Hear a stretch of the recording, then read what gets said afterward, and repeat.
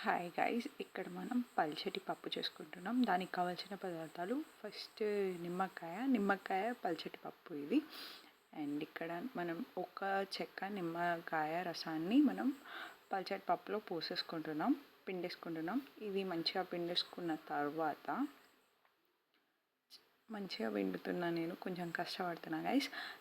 ఇక్కడ మంచిగా పిండేసుకున్న తర్వాత దీనికి కావాల్సిన ఇంగ్రీడియంట్స్ పచ్చిమిర్చి, టమాటో, ఎండుమిర్చి, ఉల్లిగడ్డ, కొంచెం పల్చటి పప్పు. ఇక్కడ పల్చటి పప్పు. అండ్ ఇక్కడ నేను ఒక చిన్న బౌల్ లాంటిది పెట్టుకున్నాను, అంటే అది కటోరీ లాగా పెట్టుకున్నాను.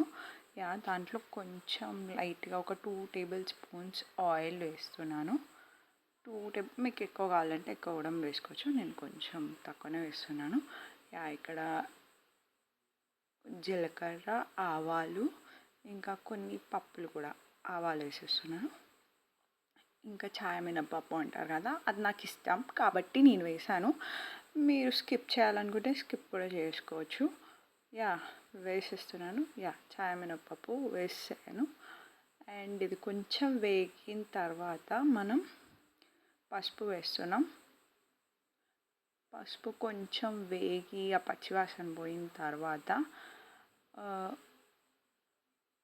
ఎండుమిర్చి, పచ్చిమిర్చి వేస్తున్నాను. మంచిగా ఫ్రై అవ్వాలి.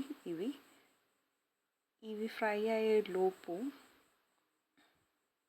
మనం కొంచెం ఒక గంట తీసుకొని మంచిగా కలబెడితే అవి అయిపోతాయి. ఇవి ఇంకా కాసేపు వేగిన తర్వాత మనం ఏం వేస్తున్నామంటే ఇక్కడ కొంచెం లైట్గా నేను ఇంగువ కూడా వేస్తున్నా గైస్. మీకు నచ్చితేనే వేసుకోండి, లేదు అంటే స్కిప్ కూడా చేయొచ్చు మీరు. ఇక్కడ నేను ఉల్లిగడ్డ అండ్ టమాటో 2 వేసేసి వేయిస్తున్నాను. అవి వేగిన తర్వాత వేస్తున్నాను. బిఫోర్ అవి వేగక ముందు మాత్రం అసలు వేయకండి, ఎందుకంటే అవి పచ్చి వాసన అట్లాగే వస్తుంది. సో ఇది కొంచెం వేగిన తర్వాత మనం ఒక గుప్పెడు కరివేపాకు వేసుకోవాలి. ఇది కూడా మంచి స్మెల్ వస్తుంది.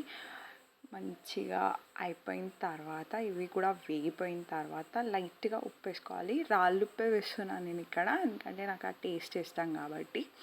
మీరు నార్మల్ సాల్ట్ అయినా యూజ్ చేయొచ్చు, కానీ రాక్ సాల్ట్ యూజ్ చేయడానికి ట్రై చేయండి, చాలా బాగుంటుంది టేస్ట్ పరంగా. ఇక్కడ ఇది కొంచెం వేగిపోయింది. మనం ఈ పప్పు మిశ్రమాన్ని వేసేస్తున్నాం. కొంచెం మనకి ఏమంటారు, థిక్ కన్సిస్టెన్సీ లాగా లేకుండా కొంచెం పల్చగానే ఉండాలి. ఇది కొంచెం వేగాలి.